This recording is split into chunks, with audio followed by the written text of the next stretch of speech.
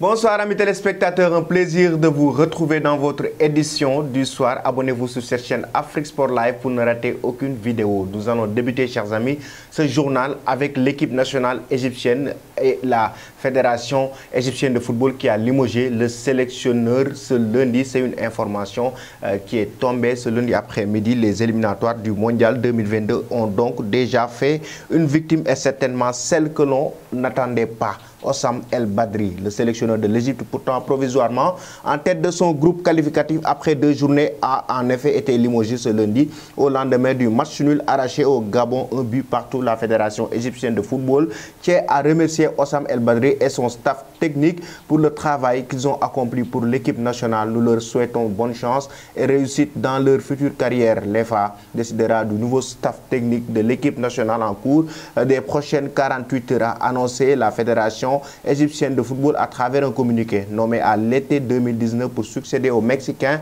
Javier Aguirre. Suite au fiasco de la CAN 2019 éliminé en 8e de finale à domicile, le technicien s'en va invaincu avec un bilan de 5 victoires, 4 matchs nuls en 9 matchs, avec aussi une qualification pour la CAN en poche. Et nous allons toujours évoquer les éliminatoires de la Coupe du Monde 2022 avec le fiasco entre le Brésil et l'Argentine. Une rencontre qui était très attendue par les amateurs du football ce dimanche, mais le match finalement a été interrompu par les agents sanitaires brésiliens. La tant attendue rencontre, la plus prestigieuse d'Amérique du Sud, entre cette équipe brésilienne et l'Argentine n'a donc pas eu lieu, alors que les deux équipes devraient s'affronter à l'occasion des qualifications du Mondial 2022. Le match a rapidement viré dans le mauvais sens. Après 5 minutes de jeu seulement, un agent de centre brésilien a pénétré dans la pelouse pour cueillir 4 joueurs argentins accusés d'avoir enfreint les mesures sanitaires. Après plusieurs minutes de discussion animée, la rencontre a finalement été suspendue.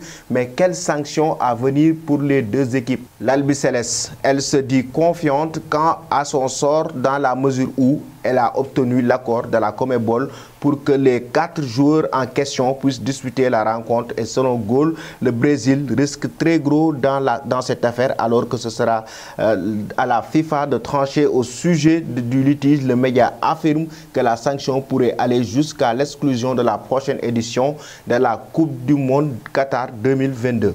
Toujours les éliminatoires de la Coupe du Monde 2022, Karim Benzema a évoqué l'échec de la dernière compétition européenne de cette équipe nationale de France. Il s'agit de l'Euro 2020, présent avec cette équipe de France pour affronter la Finlande en éliminatoire du Mondial 2022. Benzema va pouvoir découvrir le Groupama Stadium, nouveau stade de son club de cœur, l'Olympique Lyonnais. L'attaquant du Real Madrid a profité de l'occasion pour revenir sur l'élimination de l'équipe de France lors de la dernière compétition européenne, l'Euro 2020.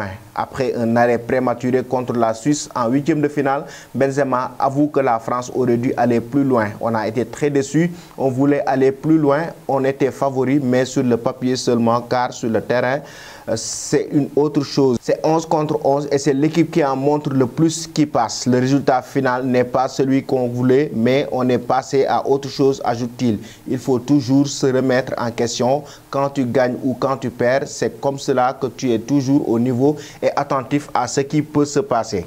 Et nous allons maintenant parler de Mercato avec l'équipe de rêve que le Real Madrid est en train de programmer pour 2022. Le club de la capitale espagnole veut recruter de très bons talents pour reconstruire son équipe et gagner de bons titres en 2022. Les dirigeants merengues rêvent donc d'Erling Haaland l'été prochain. Il restera 2 ans de contrat au Norvégien, mais sa clause libératoire sera alors de 75 millions d'euros. Une aubaine pour les merengues qui n'ont pas peur de la concurrence sur ce dossier. Paul Pogba pourrait également débarquer chez les Blancos. La pioche voulait partir cet été. Il sera libre de tout contrat l'année prochaine. Sans oublier Kylian Mbappé qui est dans le viseur de cette équipe du Real de Madrid depuis quelques mois. Actuellement, le club merengue et Florentino Pérez sont prêts à décrocher le joueur français en juin 2022. Pour préparer son effectif de nouveau galactique, le Real a d'abord prolongé ses cadres. C'est le cas de Karim Benzema, prolongé jusqu'en 2023.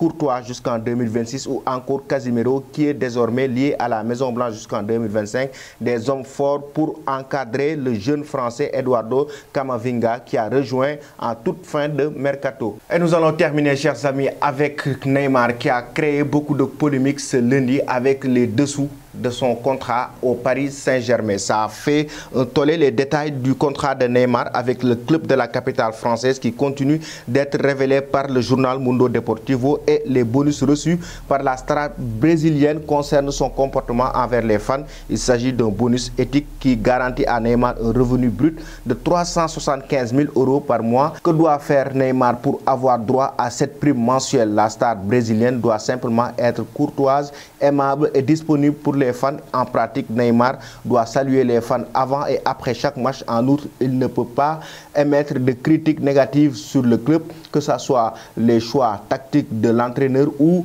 tout autre aspect concernant le Paris Saint-Germain. De plus, il doit éviter les jeux de hasard liés au football et faire attention à sa communication sur les réseaux sociaux. Au total, Neymar gagne 6,5 millions d'euros bruts par an grâce à un seul bonus éthique. Au total, le journal espagnol, visiblement bien renseigné, indique que le Brésilien a coûté la bagatelle de 489 millions d'euros au Paris Saint-Germain pour son premier contrat. Depuis sa prolongation, les chiffres ont légèrement varié. C'était tout pour aujourd'hui concernant votre édition du soir. Avant de vous quitter, que pensez-vous de cette équipe de rêve du Real Madrid en 2022?